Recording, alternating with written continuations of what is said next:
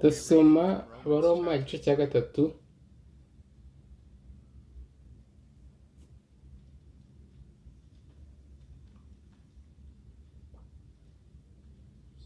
umurongo wa 23.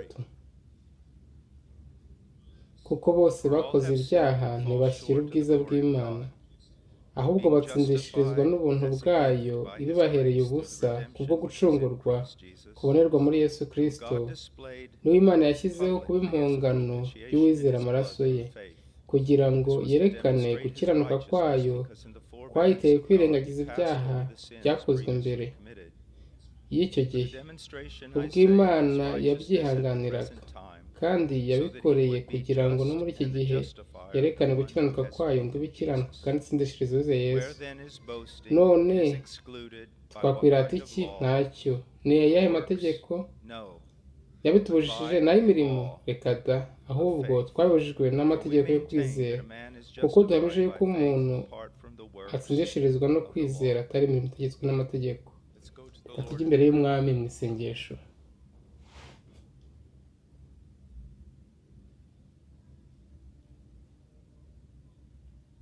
Data, tuje imbere yawe nanone mu izina ry'umwana wawe,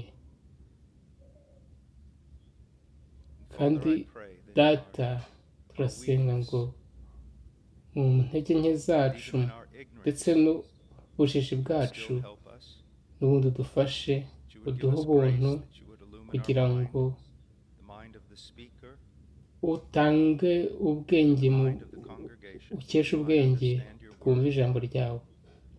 Data turasenga, dukeneye cyane umwuka wera udufashe ngo atuyobore, aduhe gusobanukirwa, kandi nanone kugira ngo abe muri twe, kugira ngo twere imbuto z'umwuka, kugira ngo tugende mu mbaraga z'umwuka.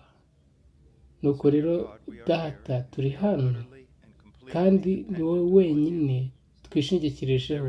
Niba hari ikintu cyiza muri twebwe ni kubwawe, niba hari ikintu cyiza twakuze muri twe n'ubundi ni umusaruro wawe, kandi kuri wowe wenyine habereho icyubahiro n'ishimwe bibaho no gushimwa iteka ryose, mu izina rya Yesu, amen.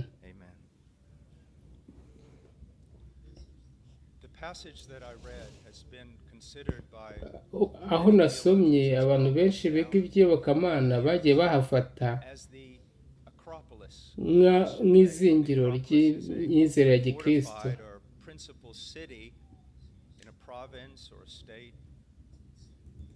Hafatwa na benshi, ndetse nanjye ndimo, kuba ari umurongo, igitekerezo cy'ingenzi muri Bibiliya yose.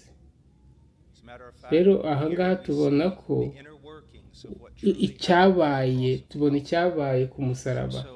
Rero twamara iminsi kuri buri murongo muri iyi mirongo. Rero ntabwo dufite iminsi, dufite iki gitondo gusa. Rero turafata bimwe by'ingenzi biri muri iki gitekerezo. Mbere na mbere, kuko bose bakoze ibyaha. Ijambo bakoze ibyaha maritano mu Kigiriki bivuga gutakaza intego. Rero tubare nk'aho wari ufite intego maze ukarasa umwambi, nturase ku ntego, ntugeze urasa ku ntego. Rero hamwe bisa nk'aho ari ikosa ariko ry'ubuziranenge, ariko tugiye ku cyo cyanditswe kivuga ni igikorwa cy'ubwigomeke, kuko duhusha intego ku bushake. Ntabwo nzi uwabitangiye, ariko mbizi ku bantu benshi biga iby'iyobokamana yuko twanga ijambo ry'Imana kuko ritari iryacu. Ndashaka ko mutekereza iki kintu. Nasomye ijambo rivuga ngo bose baracumuye. Ibyo si biguteye ubwoba? Birakushishikaje? Rero turi ahantu batoroshya icyaha gusa, ahubwo banagiteza imbere, baracyamamaza. Abantu birata ingano y'uko bacumura. Rero impamvu tudatinya icyaha ni uko tudatinya Imana, kandi impamvu tudatinya Imana ni uko tutazi ngo dusobanukirwe Imana yo mu byanditswe byera Bibiliya. Iyo ucumuye ugacumura ku Mana, nubwo cyaba ari icyaha wikoreye cyangwa ugikoreye undi muntu, bihita byumvikana nyine ko ari icyaha ukoreye Imana.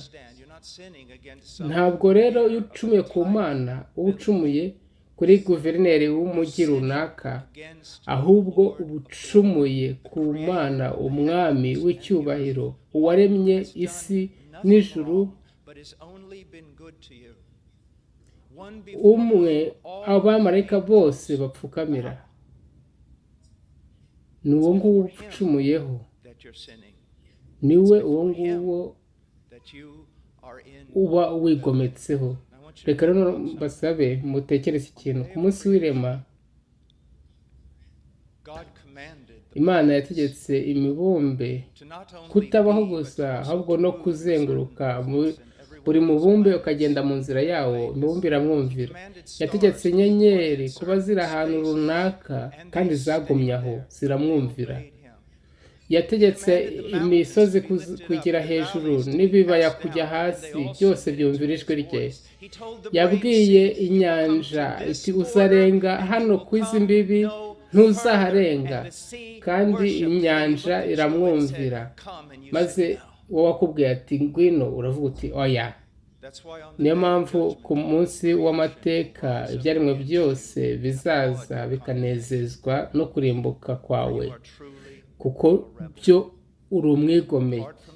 Havuyeho ubuntu bw'Imana, havuyeho ubuntu bukiza bw'Imana. Hatari Kristo uri ikigomeke. Mpagaze ku muhanda kuri universite aho twigishiriza, ndamutse mpagaze imbere y'umuntu w'umupagani bisanzwe, ibyo biba bigaragaza nyine ko ibyanditswe byera ibyo bivuga ari ukuri. Nanone nyamaza, kuki wemera ko ibyanditswe byera ari ukuri? Nyine hari izindi mpamvu nyinshi twemera ko ijambo ry'Imana, kuko iyo cyo nemera ni ukubera ko ikivuga ku muntu cyose ari ukuri. Ikivuga ku kugwa kwa muntu, kwangirika mu mico kwa muntu, ni ukuri. Namaze imyaka y'ubuzima bwanjye myinshi mu bihugu byinshi, nabonye ibikorwa biteye isoni by'ubugizi bwa nabi n'intambara. Nabonye ibintu bigaragaza koko kwangirika gukomeye kwa muntu, ikigaragara mu muntu, mu kigaragara muri buri muntu. Uretse ubuntu bw'Imana, n'ubundi njye nawe twaba turi nk'aba Hitler. Nshatse nareba ibinyamakuru byagiye byandikwa. Buri kinyamakuru imbere haba handitseho ibikorwa by'ihohotera. Turebe ku isi, nimba ababyeyi bacu, ba sogokuruza bacu bagarutse bakareba ibyo barwaniye, bagira isoni, bagira umujinya. Ntabwo dukora gusa gukiranuka, ahubwo twamamaza, dukoma amashyi tuyakomera ukudakiranuka. Rimwe nari ndi kubwiriza kuri universite, maze umwe aza imbere yanjye arisereye cyane, aravuga ngo kuki uvuga cyane ku byaha? Maze ndavuga ni kubera ko mba nshaka ko wamenya Imana, ko wamenya ahantu uri. Maze aravuga ati ntabwo turi abanyabyaha nk'uko wabivuze, wakabije. Maze navuga nti Mana, ntabwo nakabije, navuze iby'ibyanditswe byera bivuga gusa. Ndavuga rero muri universite ndamutse ngwemo umutima wawe, buri gitekerezo cyose watekereje, maze ngashyira DVD hano uyu mwanya, nkayimurika hano kuri ekara, buri gitekerezo cyose watekereje, yaba wari uzi ko ndi bukora ibyo, niyo naba wahita uza n'imbaraga ugasenya iyo kasete, kuko uzi watekereje ibintu bikabije kuba bibi. by'ibishitani ku buryo wakwemera ukaba icyo ari cyo cyose ariko ntushyirwe ku karubanda maze kuvuga ati umutima wanjye si umeze gutyo, rero uba washutswe. Bose bakoze ibyaha ntibashyira ubwiza bw'Imana. Rero ibi byanditswe bivuga bikaba ngo ntitwashyira ubwiza bw'Imana, tuvuga nk'ibi turabigoreka. Imana yari igufitiye imigambi myiza, ubuzima bwiza, none ntubushyikira. Ntabwo ari cyo uyu murongo uvuga habe namba. None se uravuga iki? Urambuye inyuma mu gice cya mbere ugasoma iyi ngingo yose by'umwihariko 21, kuko ubwo bamenye Imana batubahirije nk'Imana habe no kuyishima, ahubwo bahinduka abibwira ibitagira umumaro, maze imitima yabo y'ibirimarima icura umwijima. Haravuga iki? Bose ntibashyikiriye ubwiza bw'Imana. Bivuze ngo twakorewe ku bw'icyubahiro cy'Imana, ku bw'umunezero wayo. Ntabwo twakoze ku bwacu, ntabwo twaremwe no ku bw'abandi, twaremwe by'umwihariko mbere na mbere ku bwe. Kandi niyo mpamvu abantu uyu munsi bagenda bazenguruka bafata ibyo bifuza, ibibanezeza, bakabikura mu nzira, bakabitwistinga, bakahusha intego y'ukuri. Nkiri mutoya, nshima papa yari umunyembaraga, azi ubwenge, akora ibintu bigakunda. Twajyaga rero tuba dufite amahorse, rero twari turimo gusana uruzitiro, turi kuganira imikino yenda kuba ya basketball, turi kuganira, maze bitunguranye numva asakuza, maze mbona ko ibyo yari yikoreye byaguye, ndamubona, twese twaguye hasi kandi yari yamaze gupfa. Maze mbona muri uwo mwanya nifuzaga kuba cyane nka papa, maze uwo mwanya mpita mbona nsobanukirwa ko ndamutse mbaye umunyembaraga n'ubundi nazacika intege.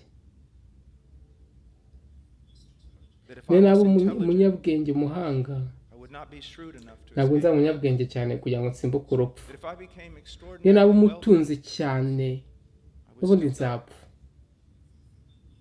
Niyo naba nagira urukundo, n'ubundi urwo rukundo naba ngiyemo umunsi umwe ruzasenyuka. Rimwe umugore wanjye azamfata napfuye, cyangwa se nanjye mufate yapfuye.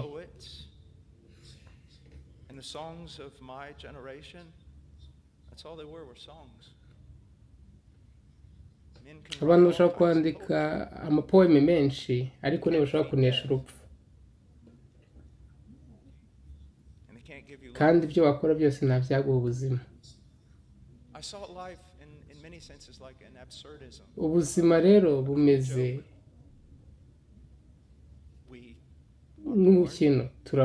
Turavuka, tukarerwa, tugakora, tugasaza, tugapfa. Imwe mu mpamvu cyane cyane mwebwe bakiri bato, impamvu umwanzi akomeza akunezeza mu matelefone, mu mikino,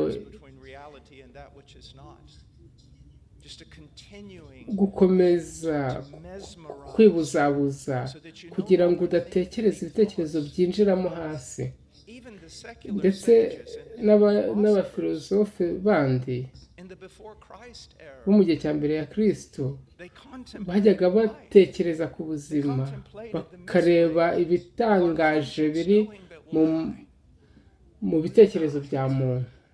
Ese ubundi byose ni ibiki? Uba nk'umwe, tuvuge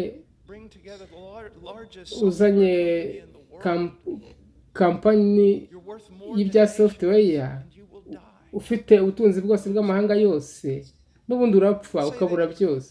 Reka tuve kuri uwa mbere mwiza cyane mu bwiza, umunsi umwe uzaba uri mubi cyane mu ishusho. Ntabwo muri kubibona?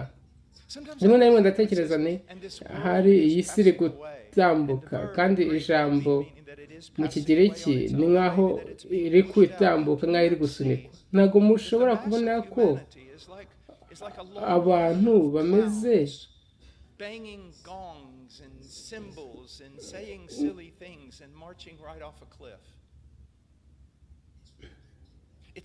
biri kugaragara ahantu hose ko isi iri gushira, mu muziki, ubuhanga bwacu, imyandikire, ibintu byose byaba umwijima, ni umwijima. uzi impamvu imwe, ntabwo twakorewe ubwacu, twakorewe we, twaremwe ku bwe. Ibintu byose ni ku bwe. Bitandukanye n'ibitekerezo bizwi cyane, icyo nicyo cyateye kuvuka kwa siyansi, igitekerezo cy'uko Imana yaremye isi ifite ubwiza kandi ko igomba kurebaga ibirimo. Niho abantu batangiye kuvumbura ibintu. None reba aho twe turi. Imyaka ishize mike nari muri universite, abantu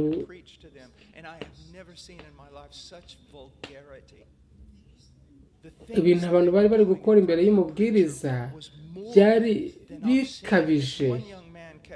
Umwana umwe yakomeje gusakuza, maze ndamusanga ndamubwira nti hari abana bari hano, maze aravuga, maze nimba udashobora kuba muri uru rwego rwo kwiga rw'imyigire, rero wowe wari ugenda. Maze ndavuga nti none musore, ubu none uri mu mashuri, ubu none nibwo uri kwiga, nibyo wiga, uru rusaku nirwo wiga, wita kwiga kujya imbere. Maze yubika umutwe we aravuga ati mbabarire, urakoze. Rero twaremwe kubw'icyubahiro cy'Imana, none bose bakoze ibyaha.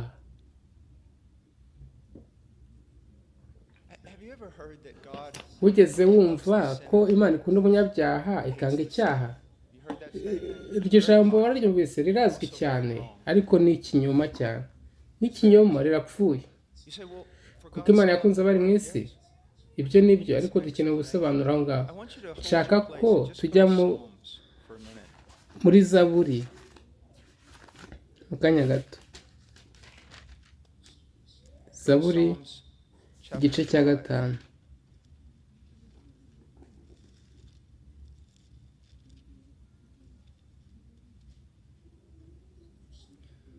Ku murongo wa 4. Kuko utari Imana y'intambira kibi, umunyangeso mbi ntazabe iwawe, abibone ntibazahagarara mu maso yawe, wanga inkozi z'ibibi zose.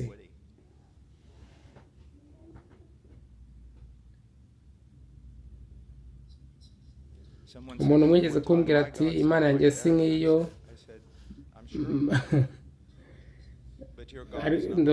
nibyo koko Imana yawe si nk'iyo, ariko Imana yawe se muri Bibiliya? Yego, Imana yawe ni iy'urukundo. Yego, Imana ni iy'urukundo, ariko hari ikintu umuco wacu utumva ku rukundo. Urukundo ruranga. None se uravuga iki? Reka mubaze ikibazo. None byaba bimeze bite usanze umuntu ukamubaza ikibazo, utekereze kuri Auschwitz,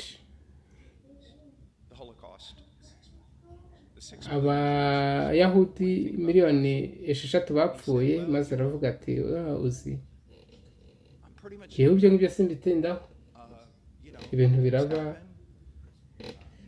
ahari ibyaha hari impamvu yabiteye. None utekereza iki ku bucakara muri Amerika? Ibyo bitekereza iki? Uzi,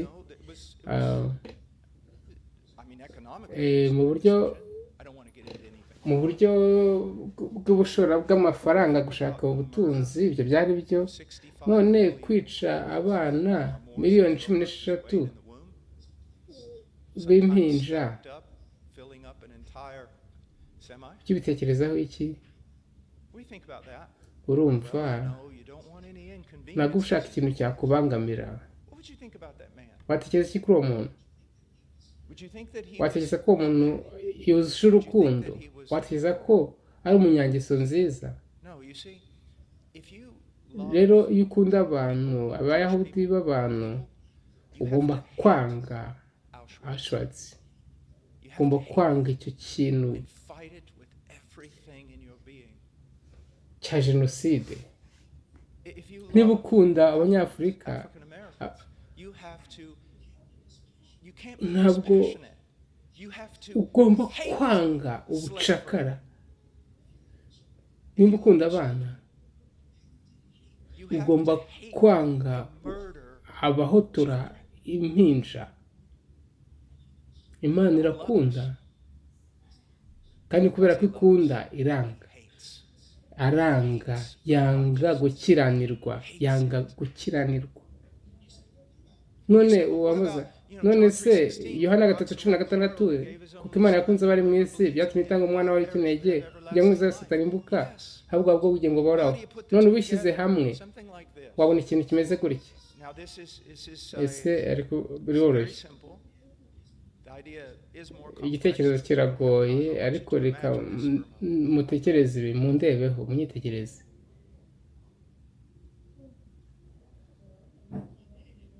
Mu kiganza kimwe cy'imbabazi, cy'impuhwe, Imana yibuza kurakara, ihagarika umujinya wayo. N'ukundi kuboko kw'imbabazi ibwira uwahamwe n'icyaha n'umunyabyaha ngo ngwino. Ikiganza kimwe afashe umujinya wahita ugurumanisha isi yose n'ibiyituyemo yose. Ikindi kiganza cy'impuhwe nabwo akavuga ngo ngwino.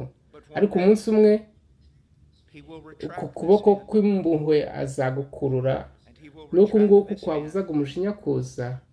Kandi ku banyabyaha banze imbabazi, ntacyo bazaba basigaranye uretse umujinya w'Imana ishobora byose by'iteka ryose.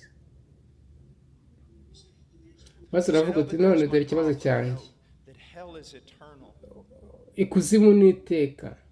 None reka nkubwire ikintu abantu rimwe na rimwe bibeshyaho iyo batekereje ikuzimu. Iyo batekereje mu kuva, iyo batekereje ikuzimu, batekereza nk'ahantu hari umwijima, ahantu abademoni baba bari gutokiringa abantu. Ariko ikuzimu ni ahantu ho kugaragaza gukiranuka kw'Imana n'umujinya ugaragarira ukomoka muri uko gukiranuka. No muri ubu buzima abantu bashobora kugeza ahantu banga Imana byaruta ko bababazwa kurusha uko basanga Imana, bakanga kwihana. Rero mu Abaroma 1, iyo bigaragaje ko Imana yabaretse imitima bikaba kahebwe, bibera ku isi. Abantu rero ikuzimu bazaba buzuye kwanga Imana. Ku rugero, niyo Imana yafungura ikuzimu ikavuga ati abashaka kwihana nimuze, ikuzimu bose bahita biruka ku rugi bakavuga bati byaruta tukarambira ikuzimu aho kugira ngo tuze kuri wowe. Nuko abantu banga Imana. Niyo mpamvu ku minsi y'agakiza, igihe agakiza kagihari, nakugira inama yo kuza wirukanka, kuko uko ukomeza kwanga, umutima wawe ukomeza kugenda ukomera winangira, urwanya imbabazi warugiriwe.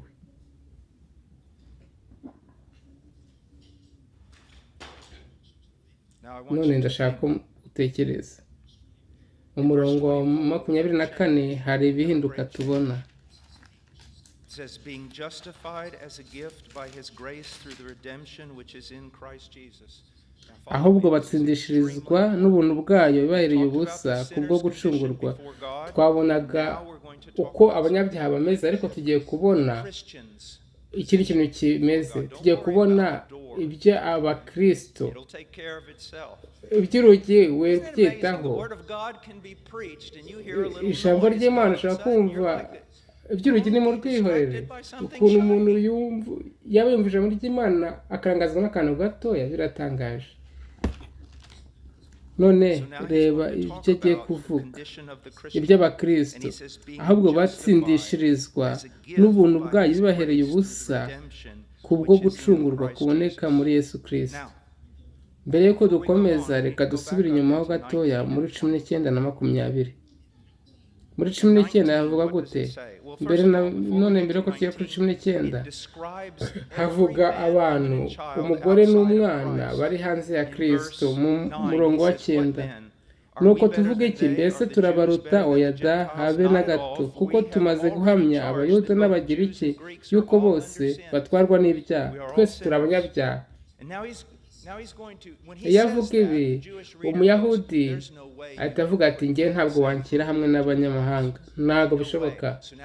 Noneho agiye kujya ku byanditswe by'abayahudi. Nta ukiranuka n'umwe, habe n'umwe. Gukiranuka biva ku gitekerezo cyo kuvuga ngo kuba uri ku murongo, ufite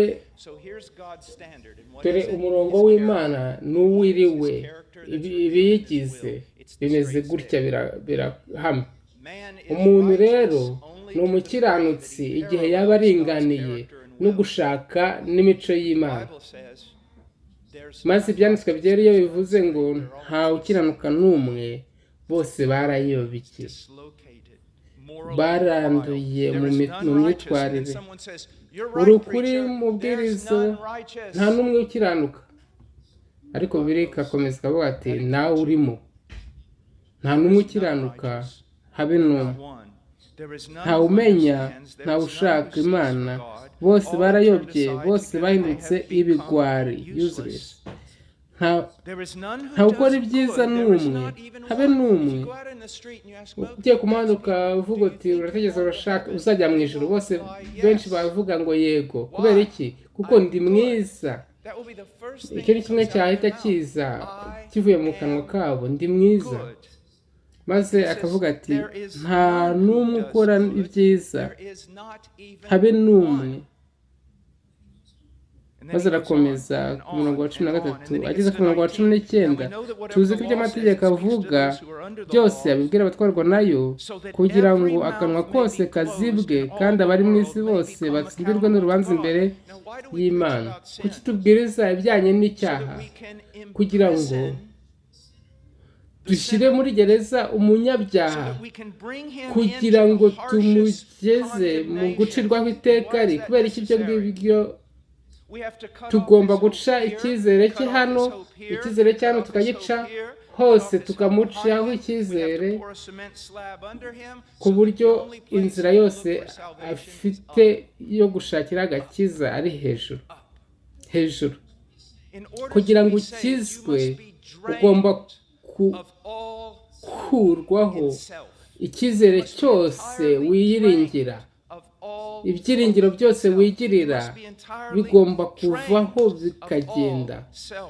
Gukiranuka kwawe bwite kugomba gutakarizwa icyizere. Reka mbasomere ikintu.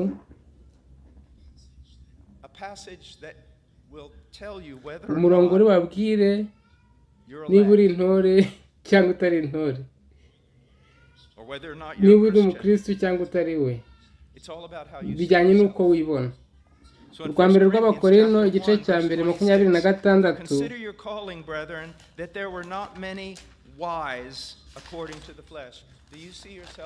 Bonye ko atari benshi b'abanyabwenge bahamagawe.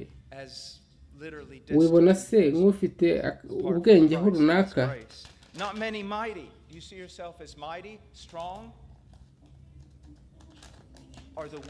the impotent that cannot save themselves. Not many noble. Do you see yourself as noble, distinguished? Or do you see yourself as someone who in his and her or her sin is utterly ignoble? Do you see yourself as foolish? Verse 27, apart from the wisdom of God. Do you see yourself again as weak?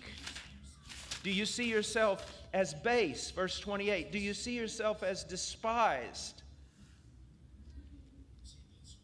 You see, those who are truly abakristo b'ukuri bahindutse abakristo kubera ko igihe bumvaga ubutumwa bwiza bwigishwa bumvise ibyaha byabo bihaniye gutya batura ibyaha gutya, yego mwami ibyo wavuze kuri njye byose ni ukuri, nabyumvise nabisobanukiwe, wavuze ngo ndi umunyabyaha, wavuze ngo umutima wanjye uranduye, wavuze ngo nta gukiranuka mfite, wavuze ngo nta bwenge mfite. Uzi icyo kwatura bivuga? Ni omerega, kuvuga ibintu nk'ibya bindi ibyo Imana yamvuze byose ndabihamya ko ari ukuri. Njyewe ndi mu murongo umwe n'Imana, nanjye ndi kuvuga bimwe n'ibyo wavuze. Wanyize umunyabyaha, ndisubiramo ndi umunyabyaha. Wavuze ngo nacumuye muri ubu buryo, nanjye mbisubiramo gutya. Icyo wavuze cyose ni ukuri kuri njye. Ku murongo wa 24 haravuga ngo ahubwo batsindishirizwa n'ubuntu bwayo ibibahereye ubusa. Ni gute twakizwa? Ni gute twatsindishirizwa? Hari ijambo nshaka kutekerezaho, kuko nonaha riri busobanura abantu bahoze batari kumwe n'Imana, bari munsi y'umushinya w'Imana. Mu murongo wa 24 none ngo baratsindishirijwe.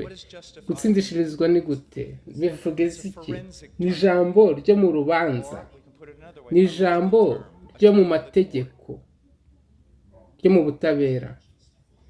Gutsindishirizwa imbere y'Imana ni ukuba mu buryo bwemewe n'amategeko, ugaragazwa, utangajwe n'Imana ko uri amahoro nayo, ko ukiranuka imbere yayo.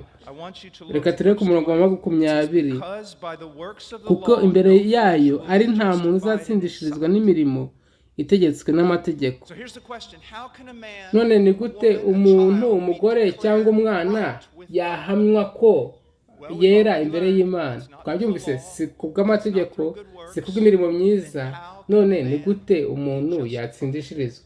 Ni gute umugore yatsindishirizwa? Ni gute ku murongo wa 24 batsindishirizwa ari impano Imana ibahereye ubusa kubw'ubuntu bwayo? Gutsindishirizwa nk'impano, impano ni impano. Gutsindishirizwa ni impano. Agenda agerekeranya amagambo kugira ngo avuge uburyo wahamwa ko uri Imana. Ni impano, ni impano ivuye ku Mana, ntabwo ari ikintu wakorera, ni impano. None igihe bivuze ngo impano batsindishirizwa ari impano, ijambo rikorera hano ni doreyani. Iri jambo ryakoreshejwe ahandi mu Isezerano Rishya, kandi hari ubundi busobanuro riduha. Bavuga Yesu, baravuze ngo baramwanze nta mpamvu ibibateye, bamwanze badafite impamvu.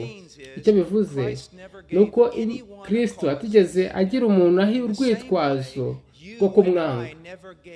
Rero hano haravuga ngo nta mpamvu twigeze duha Imana cyangwa icyo yagenderaho kugira ngo idutsindishirize, ahubwo twayihaye ibinyuranye nabyo. Twayihaye impamvu arizo zose zikenewe kugira ngo iducireho iteka. Nta mpamvu twigeze tumuha yo kutwemera. None ni gute twemerwa tukakirwa? Ni impano, ni impano. Ariko noneho iyo mpano ituruka he? None Imana yikora ite? Noneho kuri uyu mwanya ndashaka ko muturisha ibitekerezo byanyu maze mugatekereza.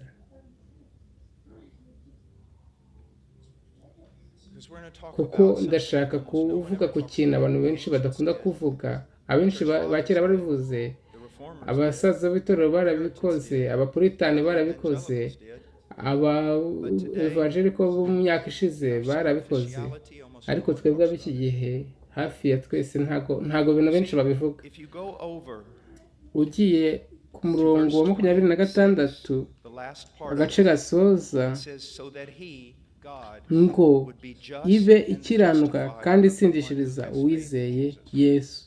Now, I want to set Ngiye before kubashyira imbere the rero greatest dilemma or ikibazo problem in all of Scripture. mu byanditswe As a byera matter of fact, byose, it's the reason ndetse why ni nayo most theologians mpamvu believe this is the most abantu benshi biga iby'iyobokamana batekereje ko aka ari ko gace gakomeye cyane. Tugiye kwiga ikibazo cy'ibibazo muri Bibiliya yose, ikibazo cyatumye Bibiliya yose iri kugenda ishaka kugisubiza. Dore ikibazo, ntukibeshyeho, nicyo kibazo. Niba Imana ari nziza kandi Imana ikaba ifite ubutabera, ni gute yababarira umunyabyaha kandi igakomeza igumanya ubutabera bwayo? Ugeze wumva umuntu uvuga ubutumwa akavuga ngo aho kugira ngo Imana ibe umutabera ahubwo yakubereye umunyembabazi, akavuga ngo ubwo rero Imana ni inyembabazi ariko si ikiranuka mu butabera. Reka tuvuge ko utashye umugore wawe yasigaye mu rugo, maze utashye ugasanga umuryango wawe wose watemaguwe n'umuntu mubi, maze ukamubona ahagaze imbere y'imirambo y'abana bapfuye, umutwe we wuzuye amaraso, maze ukibuza kurakara, ukagenda ukamushyira hasi ukamugeza kuri polisi, maze polisi ikamujyana muri gereza, maze umunsi w'urubanza ukagera, maze abantu bose bari bazi umuryango wawe barawukundaga, maze mu baturanyi bose bari mu rubanza, uyu muntu niwe wishe umuryango wawe wose bigaragara, abaturanyi bose barabizi ko aribo bishe inshuti zabo, abaturanyi babakunda, maze umucamanza akaza. Umucamanza, nibuza kurakara ninda kurakara kandi ngira urukundo rwinshi, none haguruka. Umwicanyi agahaguruka, maze umucamanza akavuga ngo ndakubabariye, wemerewe kugenda. None igisubizo cyawe cyaba ari ikihe? Cyangwa abaje bose mu rubanza uri buvuge ngo mbega umucamanza mwiza, mbega igikorwa cyiza cy'impuhwe, ndanezerewe. Ntabwo ari icyo uri bukore, ntabwo ari icyo abaturanyi baba bari bukore, nta n'umwe uri bukore ibyo. Ahubwo ibinyuranye muratangira kuvuga ngo umucamanza aranduye, ni mubi kurusha umwicanyi arekuye. Muri bwandikire ba guverineri ba meya muhamagare perezida muvuge ngo hari umucamanza mubi wanduye, kuko abacamanza bagomba gukora ubutabera. Rero aha ni ikibazo gikomereye.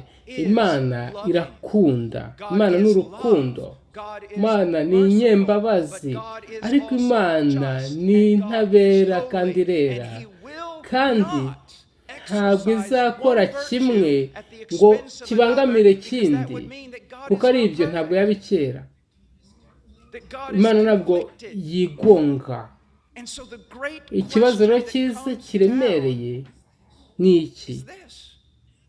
Kuva kuri Adamu kugeza ubu ngubu, ni gute Imana yagaragaza imbabazi zayo kandi ikababarira abanyabyaha twebwe itahonyoye ubutabera bwayo? Icyo nicyo ubutumwa bwiza buvuga, ndetse benshi muri mwe nimwigeze mubwumva mbere gutyo.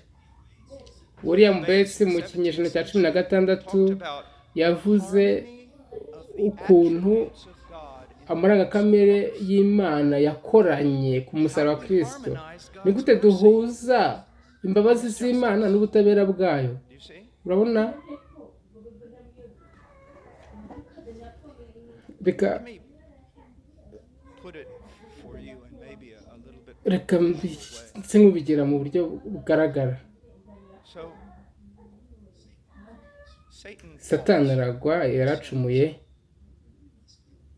and he's met with the perfect justice kandi of God.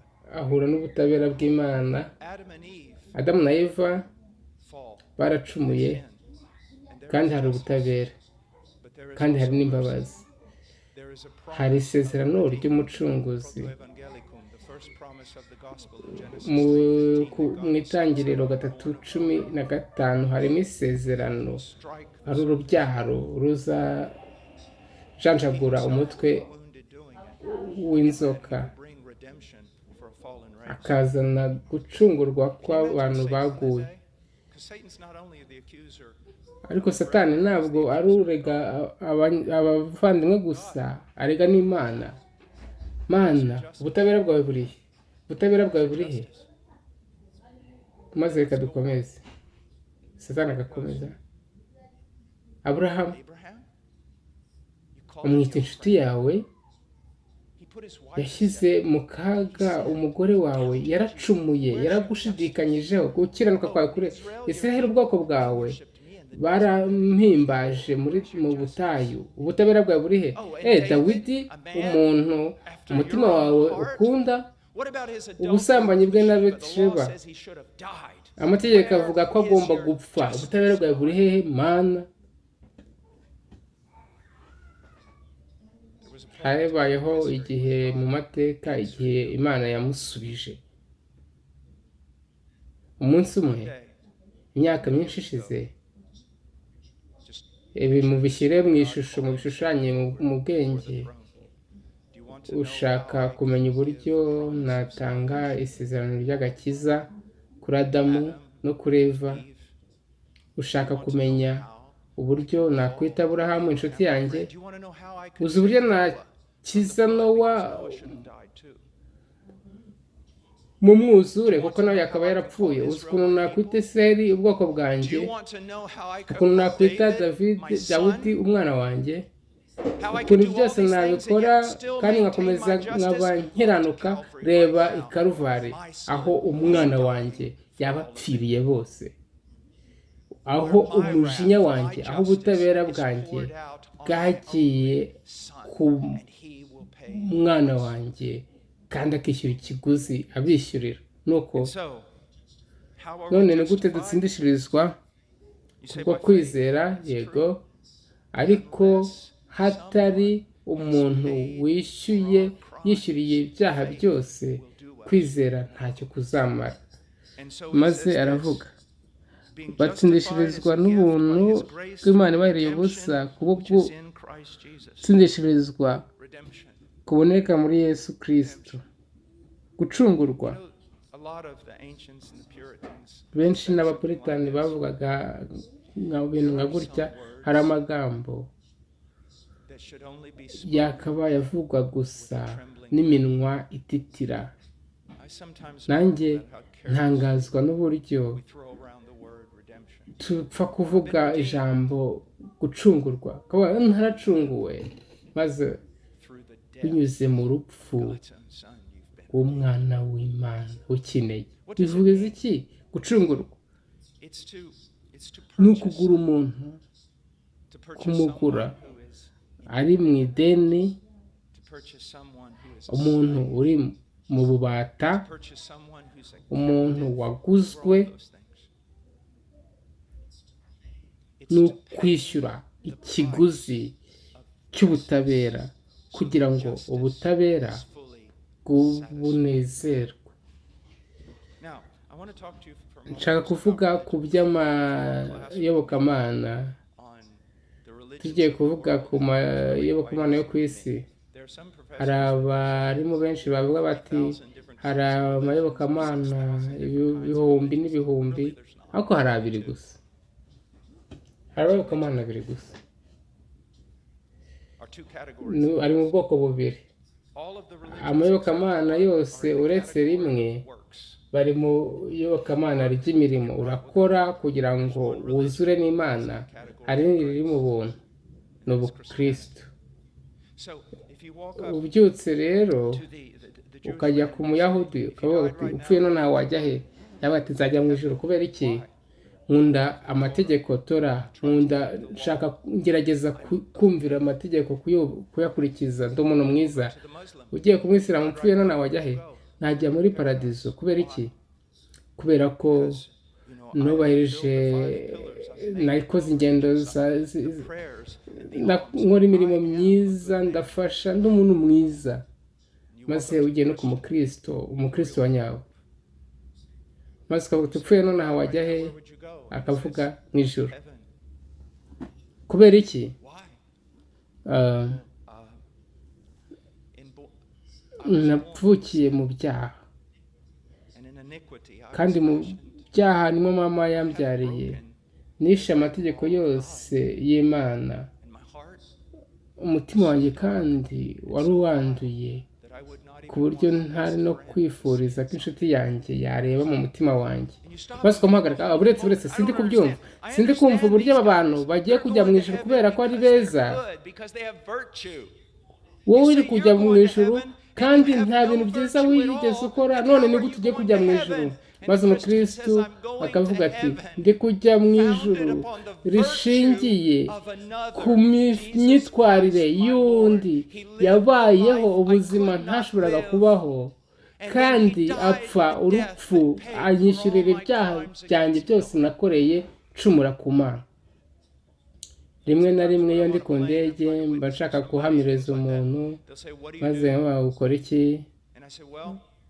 Maze nkavuga ni mu myaka 40 nagiye ngerageza kubiba amatorero, mfashe ibi n'ibi, maze ngasoza mvuga ni mpfuye none najya mu ijuru, atari ku mpamvu n'imwe y'iki kintu.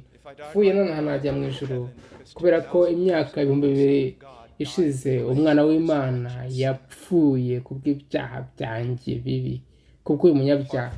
Hatari Kristo nta sano mfitanye n'Imana, kandi ni Yesu Kristo umwami wanjye. Nta kadomo ko gukiranuka kwanjye Imana iranciriye urubanza igendeye ku isegonda rimwe rya mbere nabayeho ryiza mu buzima bwanjye, n'undi najya mu kuzimu. Nta na kimwe mfite uretse ntafite Kristo. No kwizera no kwihana kwanjye ni kwankiza, ntabwo nako gukiranuka. No kwizera kwanjye ntabwo gukiranuka, ahubwo ni ikiguzi, ni ubucunguzi bwe ikaruva. Arakomeza akavuga ati whom God displayed publicly as a propitiation in his blood through faith. This was to demonstrate his righteousness, because in the forbearance of God he passed over the sins previously committed. Now you say, what on earth? Niwe Imana yashyiriye kuba impongano y'uwizera amaraso ye, kugira ngo yerekane gukiranuka kwayo kwahiteye kwirengagiza ibyaha. Igihe imushyira ku musaraba yabigaragaje ku karubanda hagati y'isi yose. Kuki Imana yamushyize ku karubanda? Kuki Imana yabikoze? Kuko Imana hari icyo yari kwerekana, yerekana ku isi, atari isi gusa, n'ijuru ubwaryo. Imana yari iri kugaragaza umwana wayo ku giti kugira ngo igire icyo yerekana. Dore ibyo bivuga. Iri kwerekana iki? Gukiranuka kwayo. Kuki Imana yagaragaza ko ikiranuka? Kubw'iyi mpamvu, kuko Imana yirengagije ibyaha byakozwe mbere. Urabona, iyo turi kuvuga ubutabera, gukiranuka kw'Imana, abantu benshi yongeye bintera ubwoba uburyo Imana izacira abanyabyaha urubanza. N'ijuru naryo rifite ikibazo, ariko ikibazo bafite si ubutabera bwayo, ahubwo ni imbabazi zayo. Ni gute ijuru rivuga, ni gute wagaragariza impuhwe abo ugomba kugaragariza ubutabera?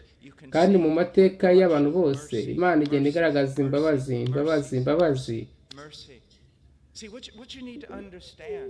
Igihe Imana yasezeranaga na Nowa, niki yaravuze ngo Nowa every buri day munsi I should destroy. nakabaye nangiza That's what isi he's saying. nzajya nangiza isi Because kubera of abantu mankind n'ibyaha and byabo sin, buri every munsi day nzajya I should nakabaye ndimbura isi destroy the earth and all its n'abatuye inhabitants. bose But I'm going to put ariko a ndashyiraho rainbow in the umukororombya sky. mu I'm going to kirere let you know maze that I'm not going to nzajya do umenya that, ko but it should ntazakora ibyo ariko byakabaye biba ikibazo rero Christian. No one's ever had a problem nta n'umwe wari with God's wigeze justice. agira ikibazo n'Imana mu butabera bw'Imana ahubwo imbabazi zayo ni gute wagirira imbabazi abo banyabyaha bameze gutyo igisubizo rero n'ubundi ni umusaraba The cross. umusaraba Now, we don't have ntabwo dufite iminota myinshi isigaye none se koko niki cyabaye ku musaraba abantu rero batekereza ko they bakubise Yesu bamwambika ikamba ry'amahwa ku mutwe bamutera imisumari ku giti bamujomba icumu mu rubavu ibyo bintu byose wumva iby'Abaroma bakoreye Yesu utekereza ko iby'Abaroma bakoreye Yesu byatwishyurira ibicumuro ntabwo ari iby'Abaroma bakoreye Yesu ahubwo iby'Imana yakoreye Yesu reka none bimbisobanure muri Yesaya 53 haravuga ngo byanejeje Imana Yehova kumushwanyagura kumushenjagura God so loved the world, he sent rero Imana yakunze isi yohereje umwana wayo kugira ngo adusimbure kuri kiriya giti yikorera ibyaha byacu maze urwango ruziranenge rw'Imana Imana yanga icyaha ruze kuri we kandi yishyure n'akadomo kugeza igihe atatse avuga ngo gute birarangiye which is something of an ari ijambo rivuga in.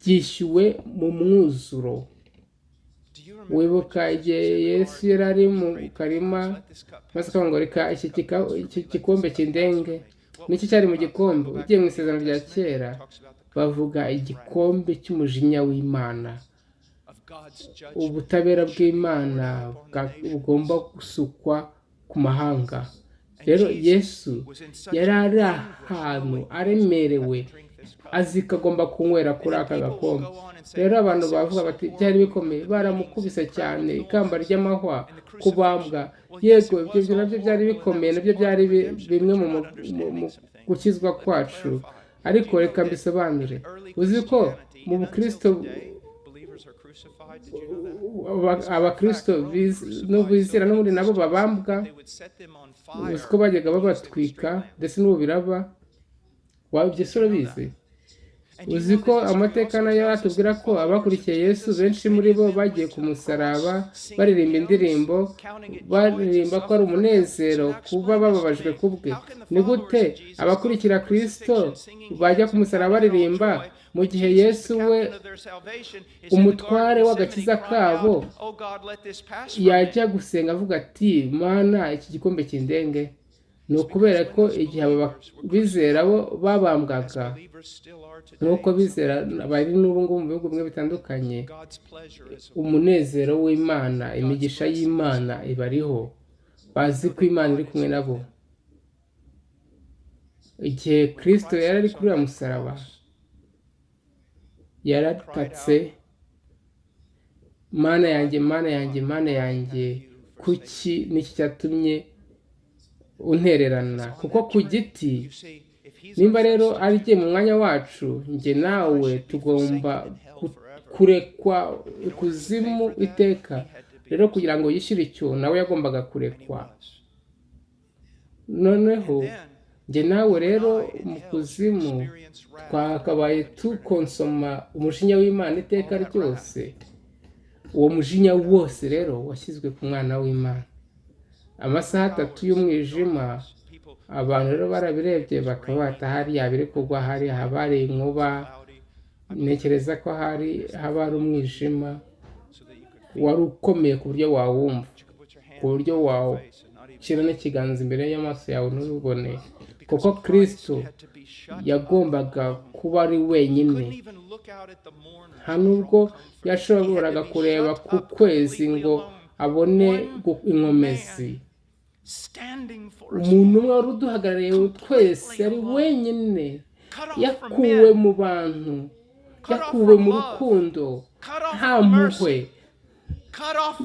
yakuwe imbere y'Imana, ahubwo ari kugotomera umujinya w'Imana, umujinya ushongesha imisozi, umujinya wose, kugeza igihe n'akadomo k'igihano cyacu kishyuwe, maze Kristo agataka ati birarangiye. Ibyo ni byo Karuvari ari byo. Ibi rero sinabivuze, namara icyumweru mvuga buri kamwe kamwe. Ibi ni byo Karuvari bivuga. Niyo mpamvu tumukorera, niyo mpamvu tumukunda. Ntabwo ndi umunyedini, ntabwo ndi umuntu ukomeye, ntabwo ndi ufunze umutwe. Hari impamvu imwe ituma nguma ukundi. Yarampfiriye, yarabinkoreye, yarankoreye ibi.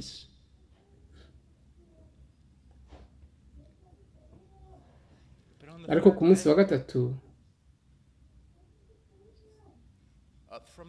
ava mu mva. Urabona kuri uriya musaraba yapfuye, yarishye Imana, yatanze mugaragaro. Imana ni ukuri, igira impuhwe. Umunsi wa gatatu yaramuzuye, imuvuzura mu bapfuye. Reka mbajyane ku murongo utigishwa cyane muri iyi minsi, Zaburi 24 niho tugiye gusoreza.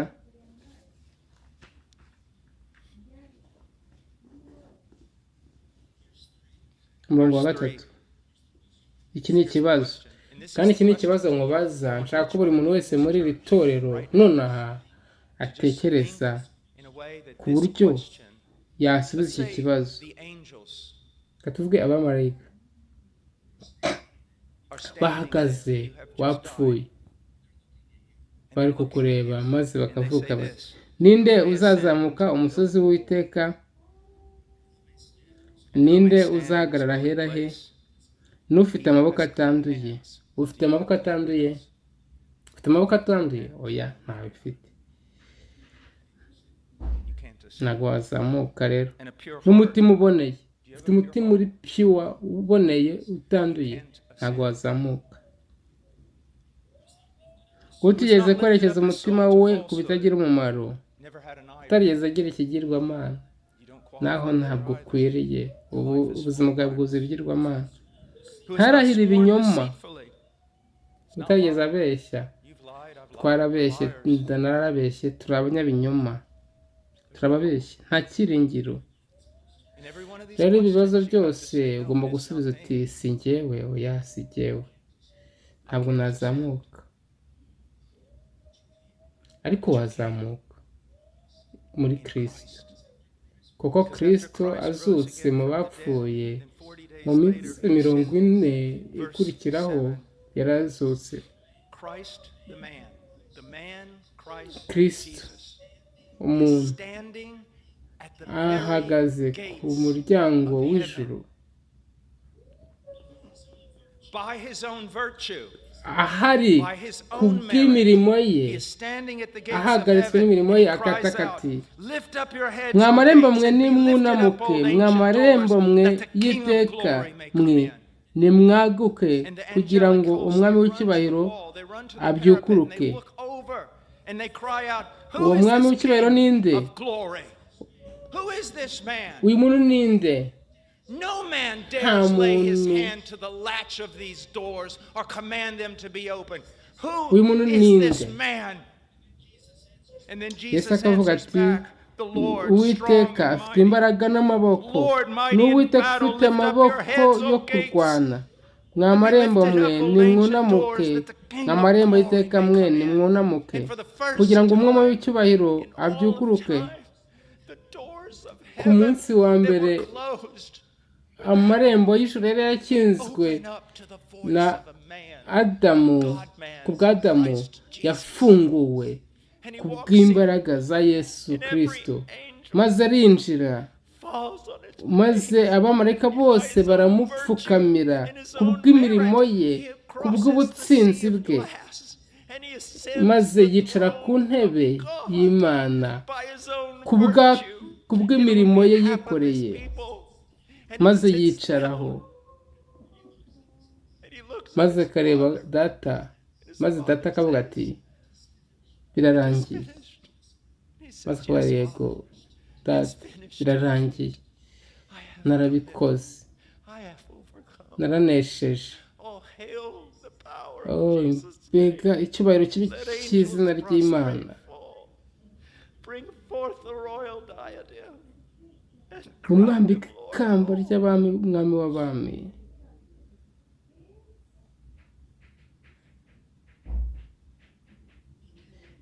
Yarabikoze byose. Ntabwo uzinjira mu ijuru mu buryo nk'uko ingamiya itakwinjira mu mwijima, ntabwo wakwinjira nk'uko ingamiya itakwinjira mu mwenge w'urushinge. Kristo ni byose. Tugomba kugaragara ko icyo wibonaho cyose kikugusha hasi, ariko wareka itegereza Kristo ukabona amahoro. Kristo gusa.